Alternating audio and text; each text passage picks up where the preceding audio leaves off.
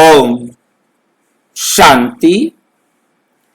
अव्यक्त मुरली हम रिवाइज कर रहे हैं। आज की 12वीं अव्यक्त मुरली है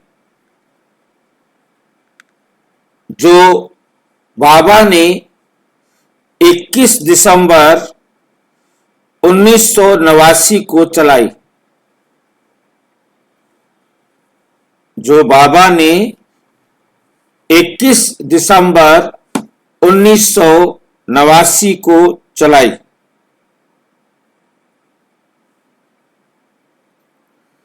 आज की मुरली का विषय है त्रिदेव रचयिता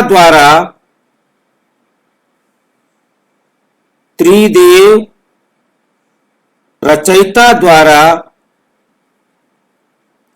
वरदानों की प्राप्ति।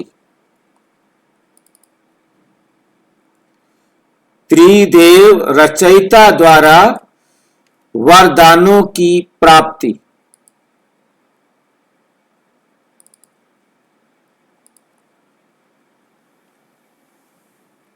त्रिदेव रचयिता कौन है?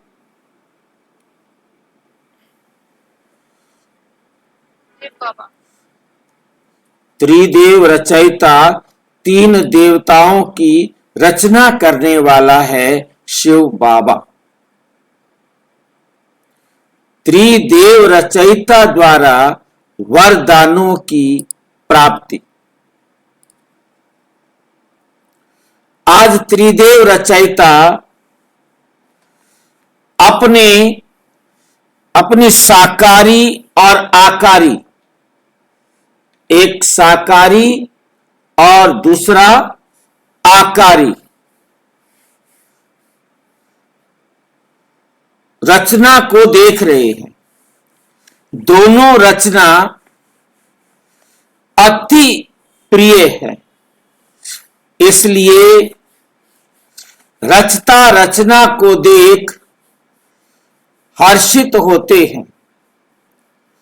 रचना सदा ये खुशी के गीत गाती कि वह रचता और रचता सदा ये गीत गाते वह मेरी रचना, वह मेरी रचना। रचना प्रिय है। जो प्रिय होता है उसको सदा सब कुछ देकर संपन्न बनाते हैं। तो बाप ने हर एक श्रेष्ठ रचना को विशेष तीनों संबंध से कितना संपन्न बनाया है। बाप के संबंध से दाता बन ज्ञान खजाने से संपन्न बनाया। शिक्षक रूप से भाग्य विधाता बन अनेक जन्मों के लिए भाग्यवान बनाया। सतगुरु के रूप में वरदाता बन वरदानों से झोली भर देते। ये है अविनाशी स्नेह व प्यार। प्यार की विशेषता यही है। जिससे प्यार होता है उसकी कमी अच्छी नहीं लगेगी। कमी को कमाल के रूप में परिवर्तन करेंगे। बाप को बच्चों की कमी सदा कमाल के रूप में परिवर्तन करने का सदा शुभ संकल्प रहता है।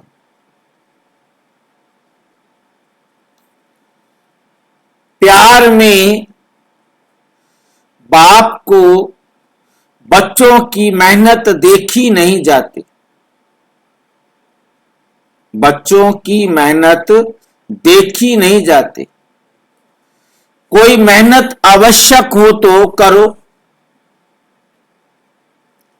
लेकिन ब्राह्मण जीवन में मेहनत करने की आवश्यकता ही नहीं है। ब्राह्मण जीवन में मेहनत करने की आवश्यकता ही नहीं है, क्योंकि दाता, विधाता और वरदाता तीनों संबंध में से इतने संपन्न बन जाते हो जो बिना मेहनत रूहानी मौज में रह सकते हो। वर्षा भी है, पढ़ाई भी है और वरदान भी है।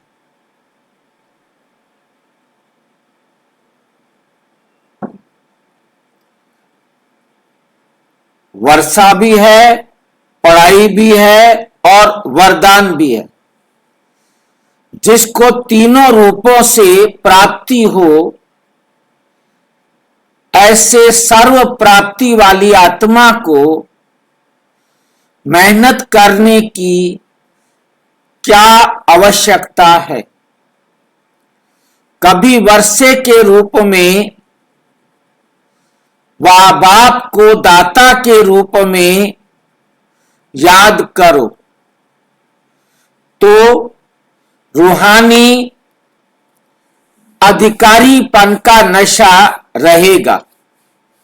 शिक्षक के रूप में याद करो तो गॉडली स्टूडेंट अर्थात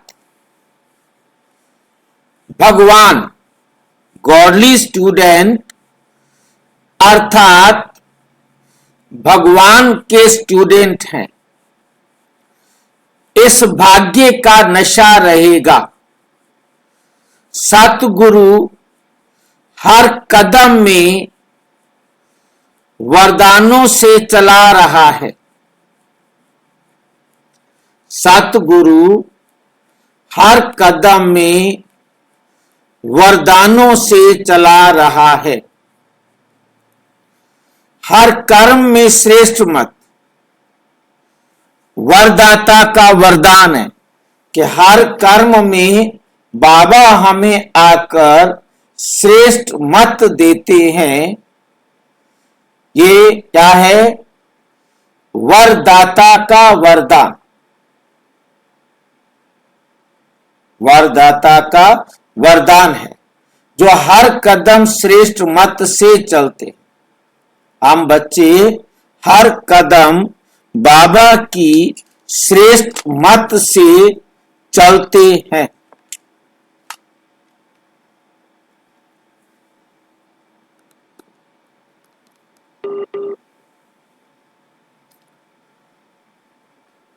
उसको हर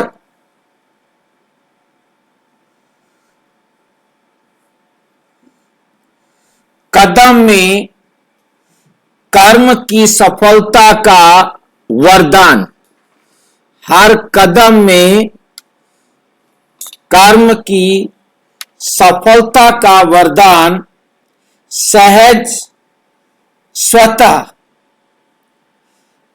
और अवश्य प्राप्त होता है। सहज, स्वतः और अवश्य प्रदान होता है।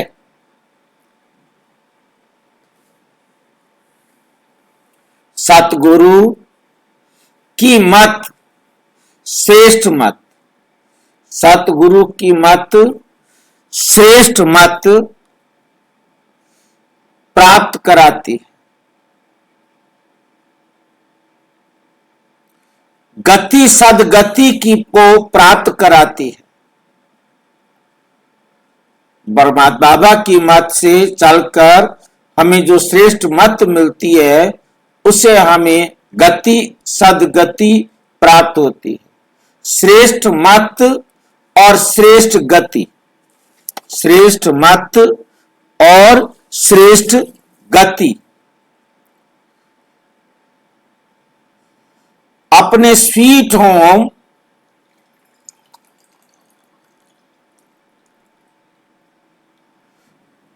अपने स्वीट होम अर्थात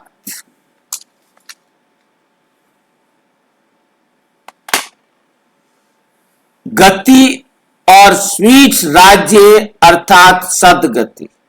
स्वीट होम है गति और स्वीट राज्य है सदगति। ये ठीक बात बोल रहे हैं।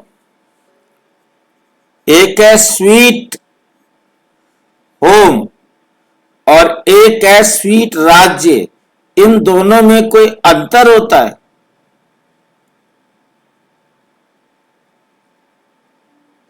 स्वीट होम माना परम धाम और स्वीट राज्य,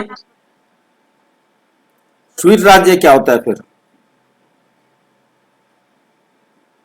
सतयुग होता है ना, हाँ जी, सतयुग। स्वीट राज्य सतयुग, स्वीट राज्य सतयुग अर्थात सदगति। इसको तो प्राप्त करते ही हो, लेकिन ब्राह्मण आत्माओं को और विशेष गति प्राप्त होती, विशेष गति प्राप्त होती है। ब्राह्मणों को और विशेष गति प्राप्त होती है। यह अंतर है। वे है इस समय भी श्रेष्ठ मत के श्रेष्ठ कर्म का प्रत्यक्ष फल अर्थात सफलता। जो अब ब्राह्मण बनते हैं अर्थात बाबा की श्रीमत पर चलते हैं, तो उनको अभी श्रेष्ठ कर्म का प्रत्यक्ष फल अर्थात सफलता मिलती है। मतलब इस समय उनके द्वारा जो बाबा की श्रीमत पर चलकर वो श्रेष्ठ कर्म करते हैं, उसका प्रत्यक्ष फल अभी अभी सफलता मिलती है।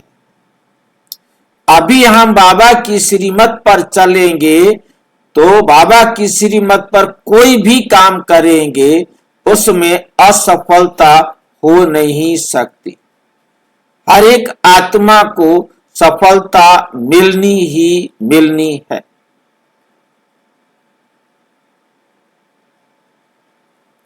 ये श्रेष्ठ गति सिर्फ संगम युग पर ही आप ब्राह्मणों को प्राप्त है। इसलिए कहते हैं जैसी मत वैसी गत। वो लोग तो समझते हैं मरने के बाद गति मिलेगी, इसलिए अंतमति सो गति कहते हैं।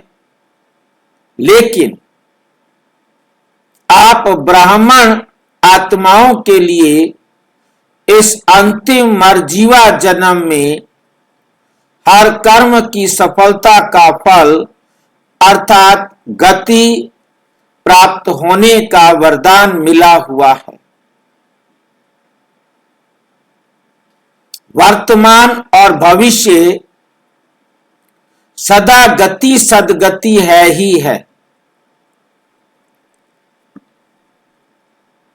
भविष्य की इंतजार में नहीं रहते हो। संगम युग की प्राप्ति का यही महत्व है। अभी अभी कर्म करो और अभी अभी प्राप्ति का अधिकार लो। इसको कहते हैं एक हाथ से दो और दूसरे हाथ से लो। कभी मिल जाएगा व भविष्य में मिल जाएगा, ये दिलासे का सौदा नहीं है।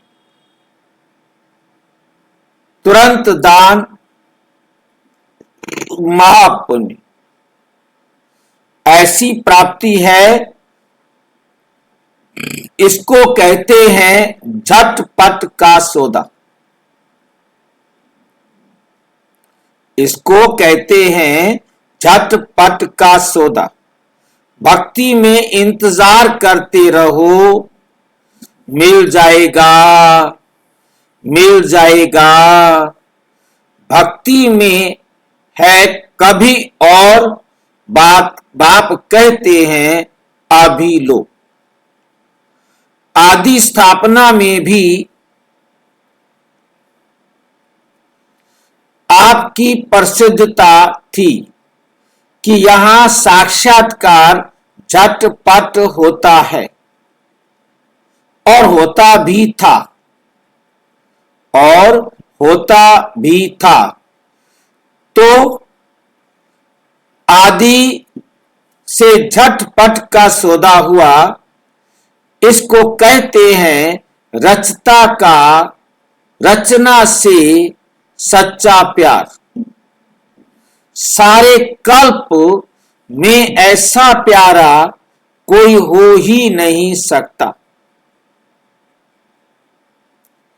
कितने भी नामी ग्रामी प्यारे हों, लेकिन ये है अविनाशी प्यार, अविनाशी प्राप्ति।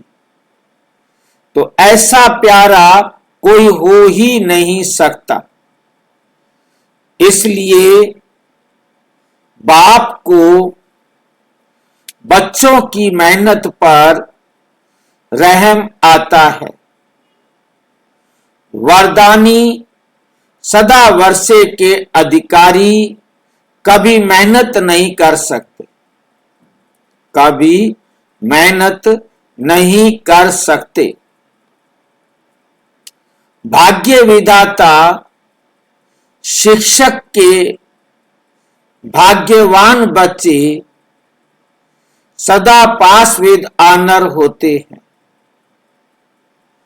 ना फेल होते हैं, ना कोई व्यर्थ बात फील करते।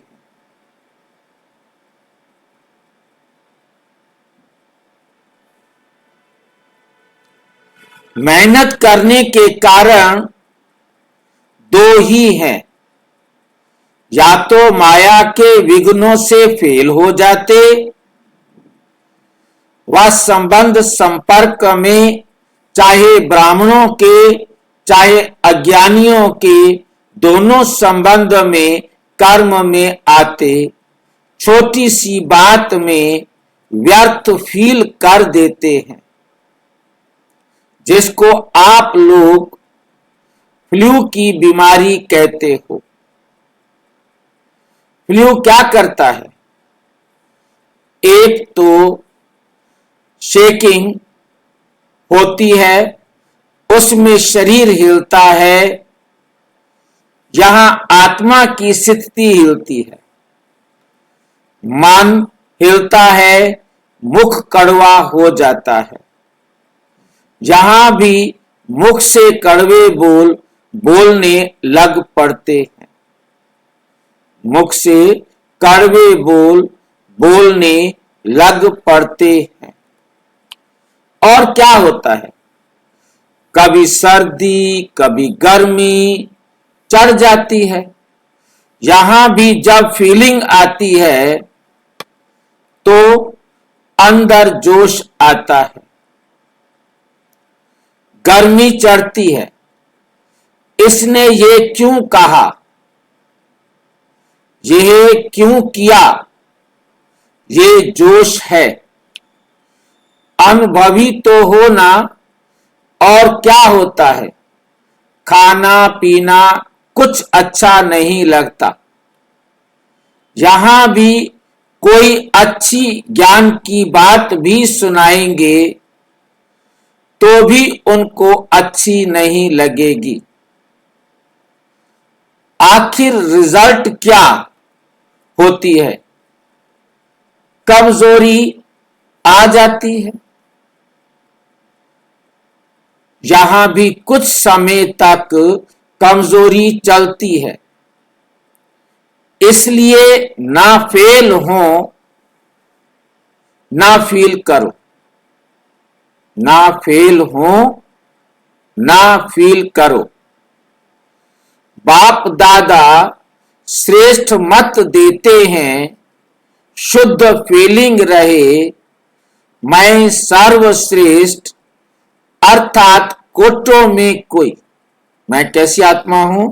सर्वश्रेष्ठ, अर्थात कोटों में कोई। कोट माना करोड़, करोड़ों आत्माओं में मैं कोई आत्मा हूं। कोटों में कोई आत्मा हूं। मैं देव आत्मा, महान आत्मा, ब्राह्मण आत्मा, विशेष पाठधारी आत्मा। मैं विशेष पाठधारी आत्मा हूं।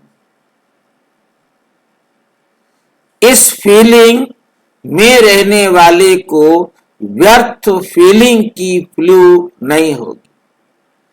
जो इस नशे में रहेगा, ऐसा अपने में महसूस करता होगा, उसे फीलिंग का फ्लू की बीमारी होती है, बुखार होता है ना, फीलिंग का फ्लू नहीं होगा, उसे फ्लू की बीमारी नहीं होगी। इस शुद्ध फीलिंग फ्लू क्या बताया था? जो बच्चे फील करते हैं ना, उनकी हालत ऐसी हो जाती है जैसे फ्लू की बीमारी में हो जाती है। कभी किसी को देखा है गर्मी में बुखार हो जाए, उसको फिर कुछ अच्छा नहीं लगता, सोया रहे, खाना भी अच्छा नहीं लगता, कोई चीज बुखार हो जाता है अच्छा नहीं लगता ना। ऐसे ही जो बच्चे फीलिंग करते हैं, मेरे को उसने ऐसे कहा, और बस अब उसको बुरा लग गया है, तो अब उससे बात करने का दिल नहीं करेगा, उसके साथ रहने का दिल नहीं करेगा। ये बीमारी हो जाती है। इस शुद्ध फीलिंग में रहो। जो अशुद्ध फीलिंग है वो बीमार फ्लू की बीमारी की तरह, बुखार की तरह होती है, और शुद्ध फीलिंग खुशी देती, उमंग उत्साह बढ़ाती है। जहां शुद्ध फीलिंग होगी वहां अशुद्ध फीलिंग नहीं हो सकती। तो फ्लू की बीमारी अर्थात मेहनत से बच जाएंगे। सदा स्वयं को ऐसा अनुभव करेंगे कि हम वरदानों से पल रहे, हम वरदानों से पल रहे हैं, वरदानों से आगे उड़ रहे हैं, वरदानों से सेवा में सफलता पा रहे हैं। उनको हर कार्य में सफलता मिलती जाती। मेहनत अच्छी लगती है या मेहनत की आदत पक्की हो गई है? मेहनत करना अच्छा लगता है? मेहनत अच्छी लगती है व मौज में रहना अच्छा लगता है? मेहनत करना पसंद है या मौज में रहना पसंद है?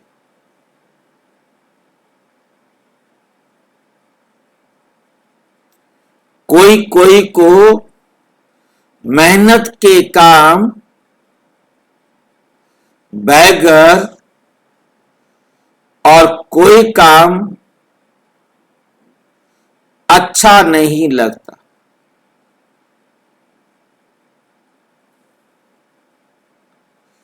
कोई कोई को मेहनत के काम बगैर और कोई काम अच्छा नहीं लगे, जिसमें मेहनत ही ना करनी पड़े वो उन्हें अच्छा ही नहीं लगता। मेहनत करना ही उनको पसंद आता है। उनको कुर्सी पर आराम से बिठाएंगे तो भी कहेंगे हमको कोई काम दो, हम खाली कैसे बैठे। उनको मेहनत करने का शौक रहता।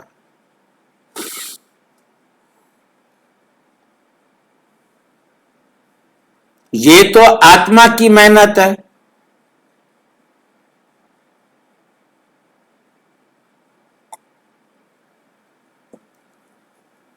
आत्मा 63 जन्म मेहनत कर थक गई है। एक जन्म दो जन्म की बात नहीं है, 63 जन्म से मेहनत करके थक गई है। मेहनत करके थक गई है।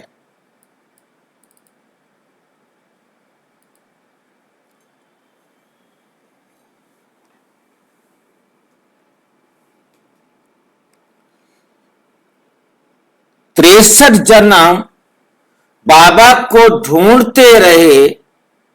63 जन्म बाबा को ढूंढते रहे, अब बाबा मिल गया है।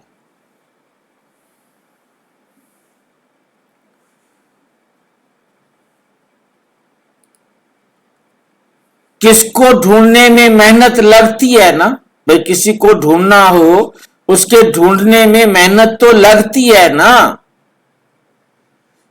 तो थके हुए पहले ही हो, 63 जन्म से भगवान को ढूंढ रहे थे। 63 जन्म मेहनत कर चुके हो, एक जन्म तो मौज में रहो। 21 जन्म तो भविष्य की बात है, लेकिन ये एक जन्म, लेकिन भविष्य में तो, लेकिन एक जन्म विशेष है। मेहनत और मौज, मेहनत और मौज दोनों का अनुभव कर सकते हो। मेहनत और मौज दोनों का अनुभव कर सकते हो। मेहनत में तो वहां ये सब बातें, मेहनत में तो वहां ये सब बातें भूल जाएंगी। मजा तो अभी है, दूसरे कर रहे हैं, आप मौज में हो। दूसरे मेहनत कर रहे हैं और आप मौज में हो। अच्छा, टीचर्स ने भक्ति की है कितने जन्म, कितने जन्म भक्ति की है। टीचर्स ने भक्ति की है कितने जन्म, 63 जन्म। 63 जन्म। इस जन्म में तो नहीं की,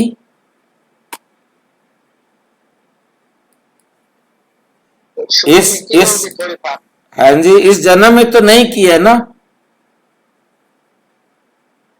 किसी ने किया होंगे ना भाई, किसी किसी ने किया होगा। कभी मंदिर में कभी गए होंगे। कितने जन्म भक्ति की, इस जन्म में तो नहीं की। आपकी भक्ति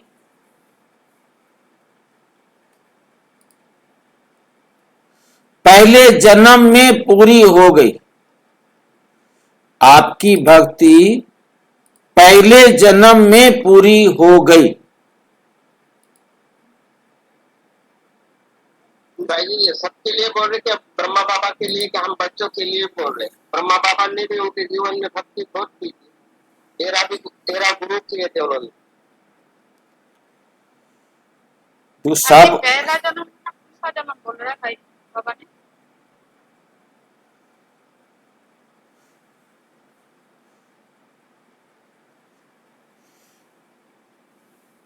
बाबा इन जनरल बात कर रहे हैं, एक एक की बात नहीं करते और सबकी एक जैसी नहीं हो सकती। ये तो अपने आप में अंडरस्टूड है कि सबका एक जैसा हो, ऐसा नहीं होता। किसी ने पहले भक्ति ज्यादा किया है, किसी की रही हुई भक्ति है तो अब कर रहे हैं। अब उनको ज्ञान समझ में तब आएगा जब उनकी भक्ति पूरी होगी।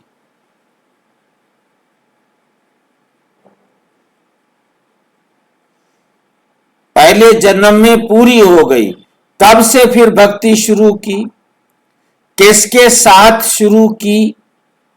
ब्रह्मा बाप के साथ साथ आपने भी भक्ति की है। कौन से मंदिर में की? भक्ति की भी आदि आत्माएं हो।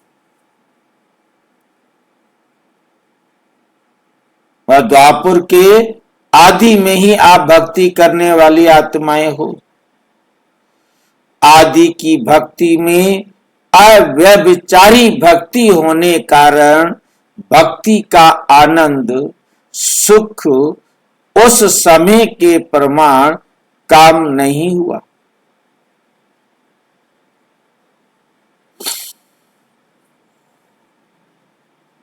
वे सुख और आनंद भी अपने श्रेष्ठ स्थान पर रहा। भक्तमाला में आप हो। जब भक्ति आपने शुरू की तो भक्तमाला में नहीं हो।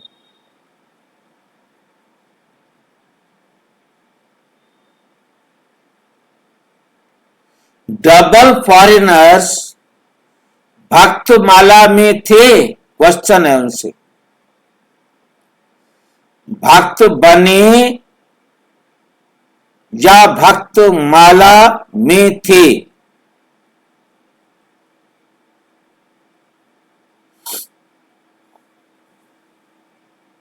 अभी सब सोच रहे हैं कि हम थे वा नहीं थे।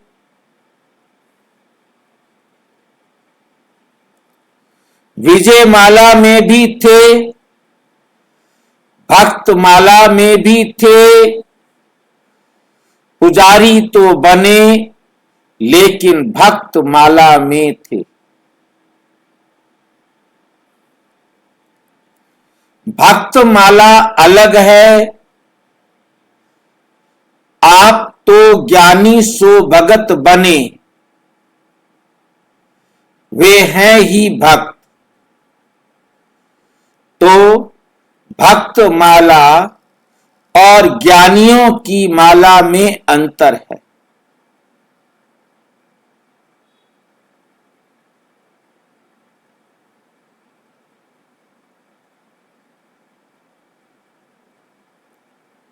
ज्ञानियों की माला विजय माला है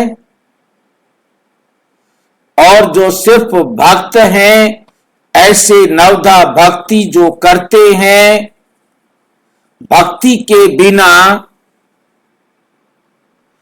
और बात सुनना ही नहीं चाहते, और कोई बात सुनना ही नहीं चाहते।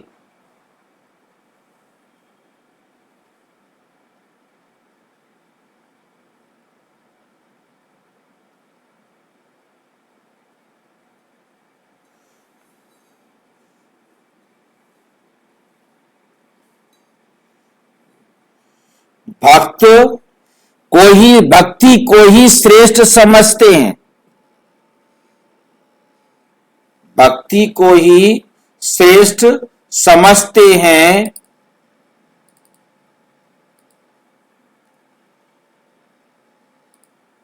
तो भक्त माला अलग और ज्ञान माला अलग। भक्त माला अलग और ज्ञान माला अलग, दोनों अलग अलग है। भक्त माला अलग है और ज्ञान माला अलग है। भक्ति जरूर की, लेकिन भक्त माला में नहीं, लेकिन भक्त माला में नहीं कहेंगे। क्यों? क्योंकि भक्ति का पाठ बजाने के बाद आप सबको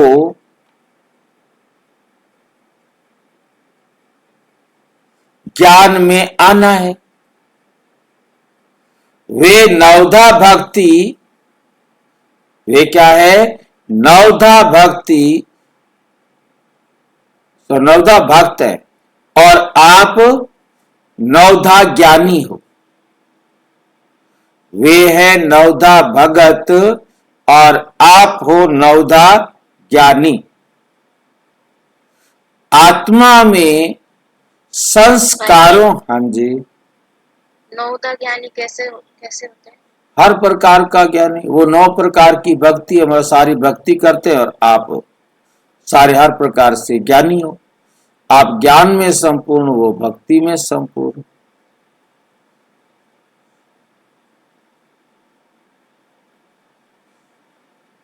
भक्त माना सदा मांगता, और आप मांग सकते हो? नहीं। सदा मांगता के संस्कार होंगे।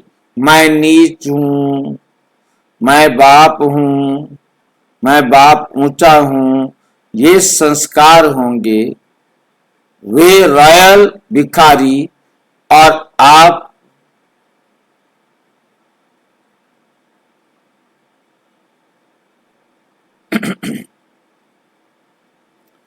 ये संस्कार होंगे। वे रॉयल भिखारी हैं और आप आत्माओं में अधिकारीपन के संस्कार हैं। इसलिए परिचय मिलते ही अधिकारी बन गए। समझा?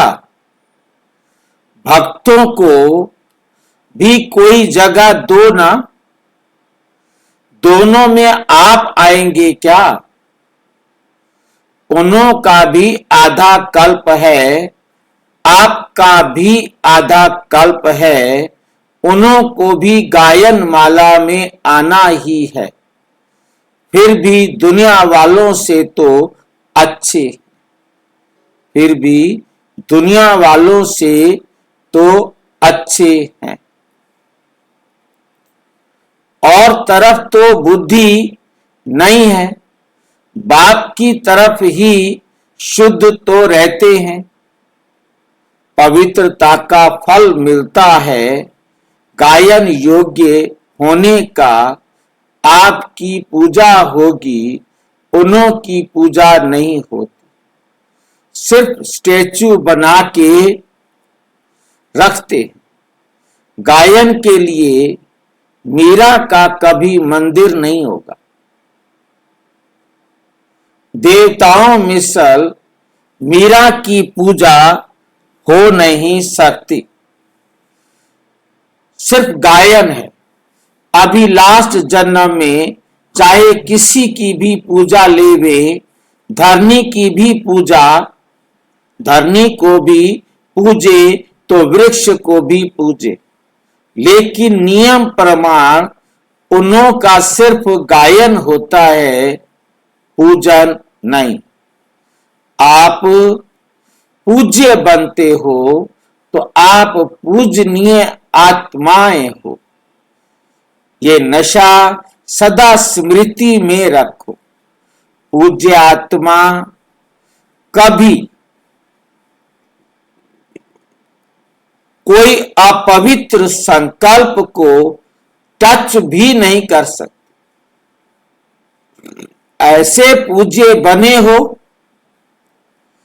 अच्छा, चारों ओर के वर्षे के अधिकारी आत्माओं को सदा पढ़ाई में पास विद ऑनर होने वाले, सदा वरदानों द्वारा वरदानी बन औरों को भी वरदानी बनाने वाले ऐसे बाप, शिक्षक और सतगुरु के प्यारे, सदा रूहानी मौज में रहने वाले श्रेष्ठ आत्माओं को बाप दादा का याद, प्यार और नमस्ते। हम बच्चों की भी बाप दादा को नमस्ते, नमस्ते, नमस्ते। पंजाब राजस्थान ग्रुप सदा अपने को होली हंस अनुभव करते हो। होली हंस अर्थात समर्थ, होली हंस अर्थात समर्थ। होली हंस का अर्थ क्या है? समर्थ और व्यर्थ को परखने वाले, समर्थ और व्यर्थ को परखने वाले। वे जो हंस होते हैं वो कंकड़ और रतन को अलग करते हैं। जो दूसरे हंस होते हैं वो कंकड़ और रतन को अलग करते हैं।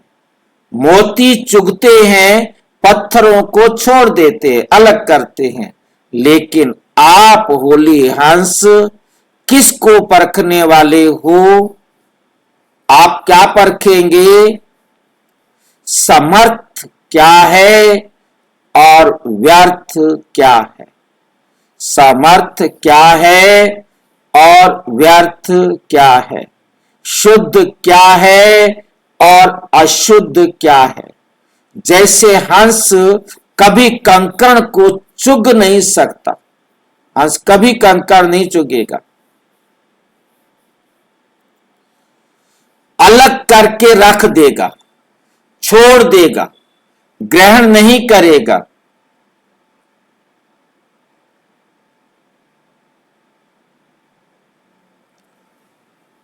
ऐसे होली हंस व्यर्थ को छोड़ देगा और समर्थ संकल्प को धारण करते हैं। अगर व्यर्थ आ भी जाए तो धारण नहीं करेंगे। व्यर्थ को अगर धारण किया तो होली हंस नहीं कहेंगे। वे तो बगुला धारण करता है, वे तो बगुला धारण करता है।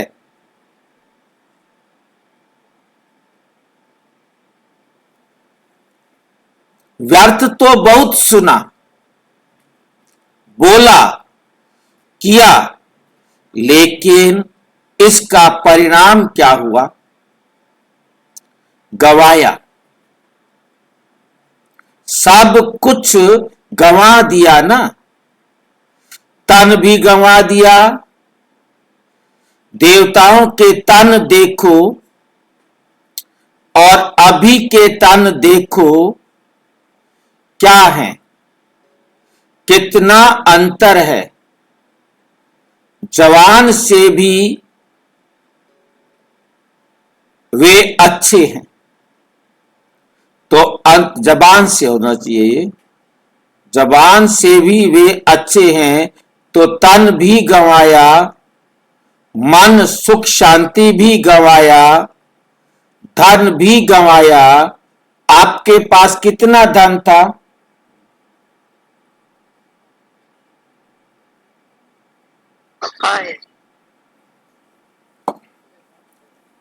अथाह धन कहां गया?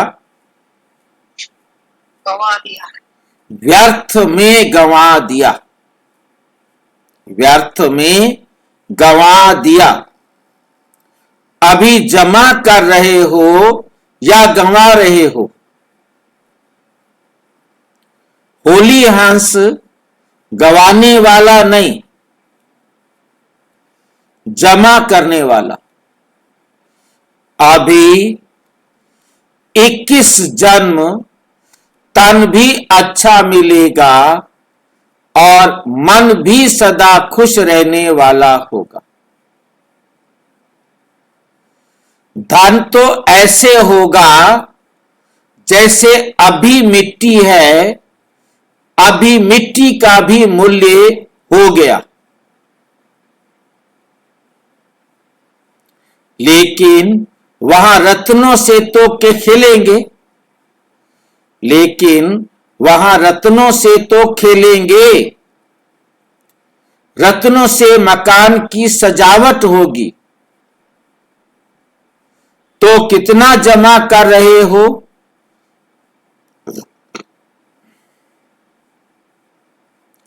जिसके पास जमा होता है उसको खुशी होती है,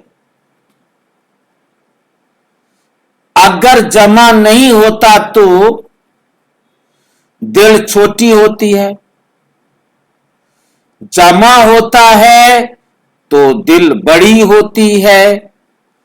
अभी कितना बड़ी दिल हो गई है, तो हर कदम में जमा का खाता बढ़ता जाता है। या कभी जमा करते हो, अपना चार्ट अच्छी तरह से देखा है? ऐसे समय पर भी कभी कभी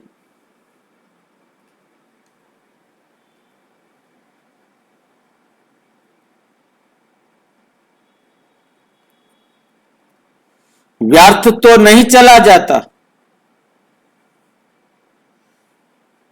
कभी कभी व्यर्थ तो नहीं चला जाता। अभी तो समय की वैल्यू का पता पड़ गया है, अभी तो तुम्हें समय की वैल्यू का पता पड़ गया है।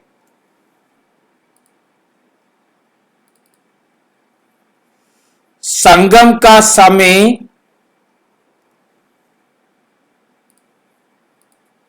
संगम का एक सेकंड कितना बड़ा है? कहने में तो आएगा 1-2 सेकंड ही तो गया, लेकिन 1 सेकंड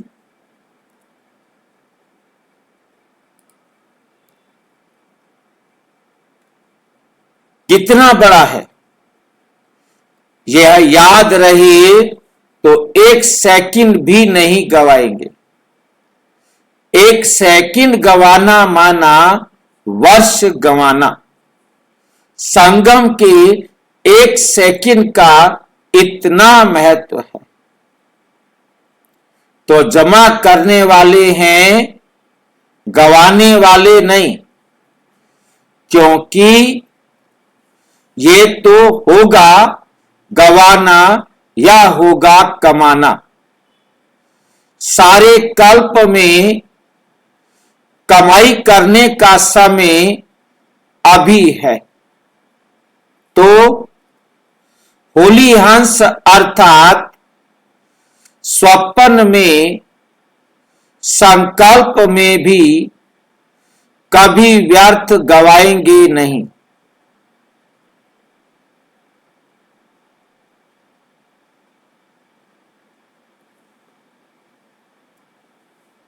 होली अर्थात सदा पवित्रता की शक्ति से अपवित्रता को सेकंड में भगाने वाले, ना केवल अपने लिए बल्कि औरों के लिए भी, क्योंकि सारे विश्व को परिवर्तन करना है ना, सारे विश्व को परिवर्तन करना है ना। पवित्रता की शक्ति कितनी महान, ये तो जानते हो ना। पवित्रता ऐसी अग्नि है जो सेकंड में विश्व के किचड़े को भस्म कर सकती। संपूर्ण पवित्रता ऐसी श्रेष्ठ शक्ति है, अंत में जब सब संपूर्ण हो जाएंगे तो आपके श्रेष्ठ संकल्प में लगन की अग्नि से ये सब किचड़ा भस्म हो जाएगा। इस लाइन को कोई समझा है? जब सारे संपूर्ण हो जाएंगे, हर एक अपनी अपनी चरम अवस्था को प्राप्त कर लेगा। हाँ जी, जी सारे हम सब पूर्ण आत्माएं पवित्र बन जाएंगे तो सारे पवित्र होने के लिए पूरी पृथ्वी मेल्ट हो जाएगी भाई। मेल्ट के अंदर, अग्नि के अंदर पवित्रता की शक्ति से पूरा भस्म हो जाएगा। सारी दुनिया, क्योंकि सब पवित्र होते ही क्या होंगे? परम धाम। सारी दुनिया पवित्र बनते ही परम अवस्था में पहुंच जाएगी। फिर इस संसार को योग की ज्वाला से, आपकी पवित्रता की योग की ज्वाला से आग लगेगी और सारी दुनिया साफ हो जाएगी।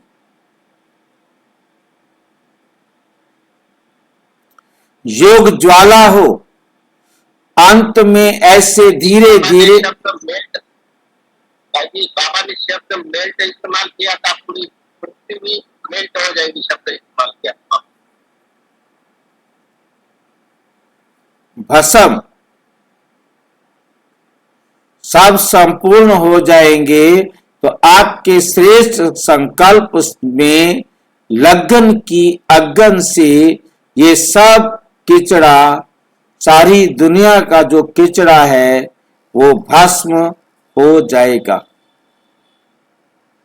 योग ज्वाला हो, अंत में ऐसे धीरे धीरे सेवा नहीं होगी। सोचा और हुआ,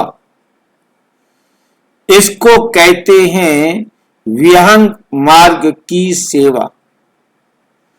अभी अपने में भर रहे हो, फिर कार्य में लगाएंगे। जैसे देवियों के यादगार में दिखाते हैं कि ज्वाला से असुरों को भस्म कर दिया। असुर नहीं लेकिन आसुर, आसुरी। असुर नहीं लेकिन आसुरी शक्तियों को खत्म कर दिया। ये किस समय का यादगार है? अभी का यादगार है।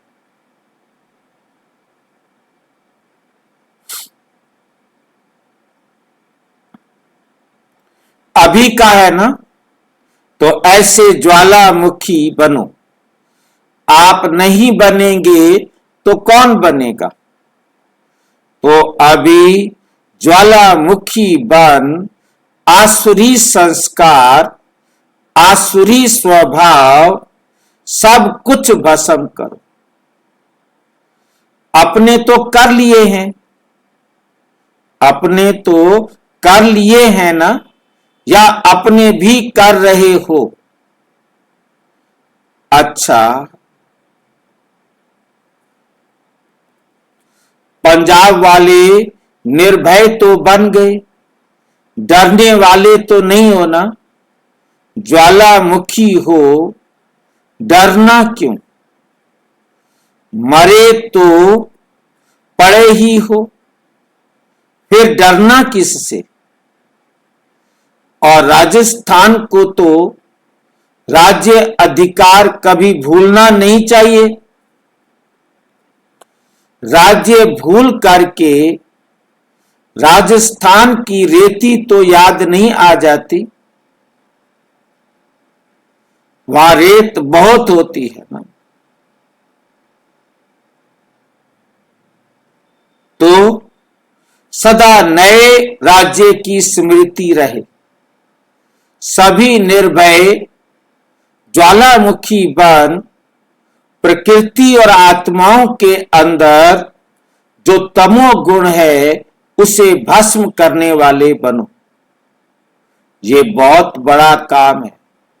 स्पीड से करेंगे तब पूरा होगा।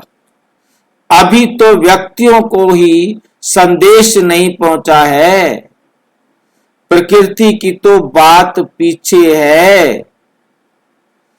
तो स्पीड तेज करो, गली गली में सेंटर हो, क्योंकि सरकमस्टांस प्रमाण एक गली से दूसरी गली में जा नहीं सकेंगे।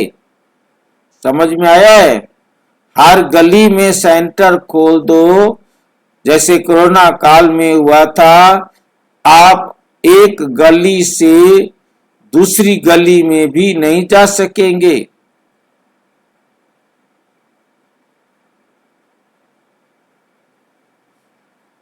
कब भाई जी? अभी कब क्या, विनाश से पहले।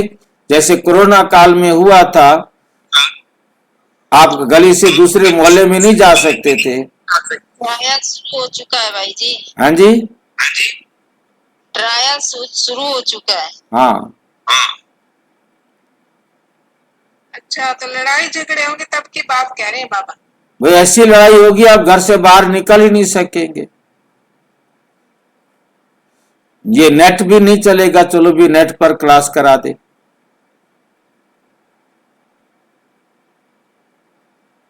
भाई जी सुना हुआ ज्ञान मंथन करेंगे फिर भाई। हाँ, तो घर घर में गली गली में हो जाएगा ना। अब गली गली में सेंटर होगा तो वह आसपास वाली आत्माएं तो एक दूसरे से मिल सकेंगी ना।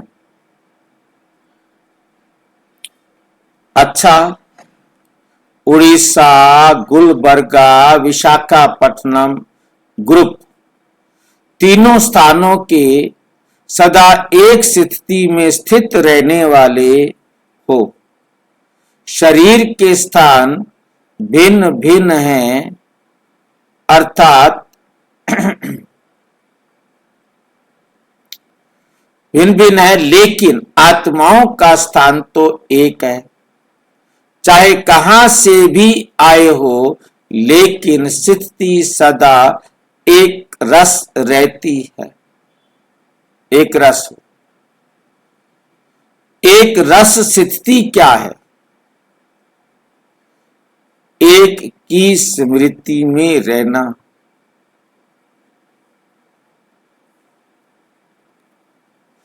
एक रस स्थिति में रहना।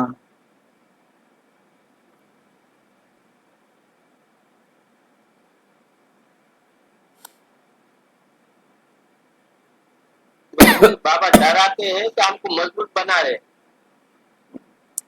यह हर एक आत्मा का अपना सोचना है। जैसा जैसा जिसकी समझ होगी, जैसी अवस्था होगी, वो उसी हिसाब से इसका अर्थ लेता जाएगा। अगर एक के बजाय दूसरा कोई भी याद आया, शिव बाबा की बजाय कोई दूसरा भी याद आया,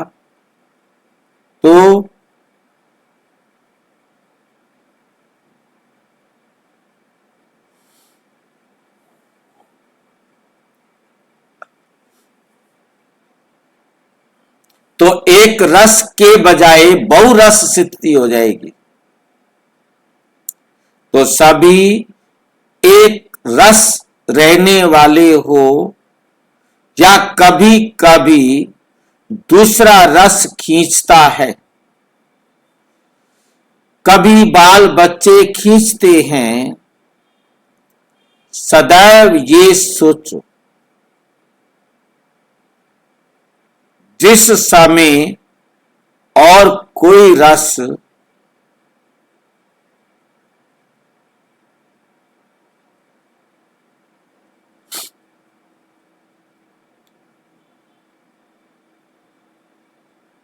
कभी कभी बाल बच्चे खींचते हैं। सदैव ये सोचो, जिस समय और कोई रस आकर्षित करता है, अगर उसी समय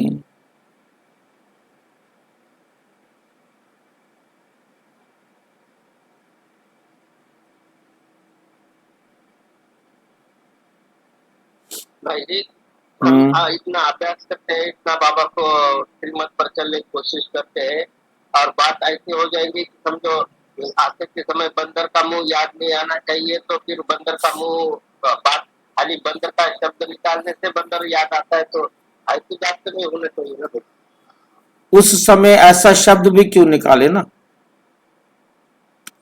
अभी से हम अभ्यास करें बाबा की श्रीमत पर रहने का, हमें श्रीमत से अलग चलना ही ना पड़े। जैसे बाबा बता रहे ना, बच्चे याद नहीं आना चाहिए, कोई कारोबार याद नहीं आना चाहिए, और कुछ भी चीज याद नहीं आना चाहिए, ऐसा बोलने से फिर बाद में वो टाइम पे वही बाबा ने ये बोला था बच्चे नहीं याद आना चाहिए, बाबा ने बोला था तो बच्चे याद आ गया, ऐसा तो होता नहीं। क्योंकि बात सिंपल सी है भाई जी कि हर आत्मा ने अभी से शुरू से कितना पुरुषार्थ किया है, वही उसके पुरुषार्थ का फल अंत में उसको काम आएगा ना। जिसने पुरुषार्थ कम किया है तो उसका क्या होगा।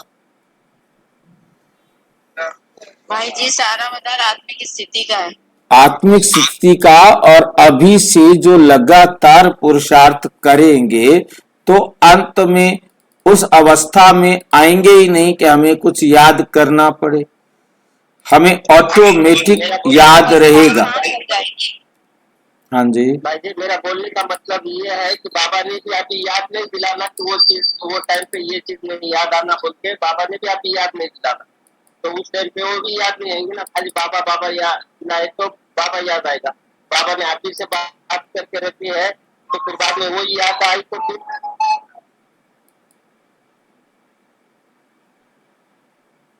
भाई जी बहुत सिंपल सी बात है, जिसको अंत में ये पढ़ाई याद आ रही है कि बाबा ने कहा था कि व्यर्थ नहीं करे, परंतु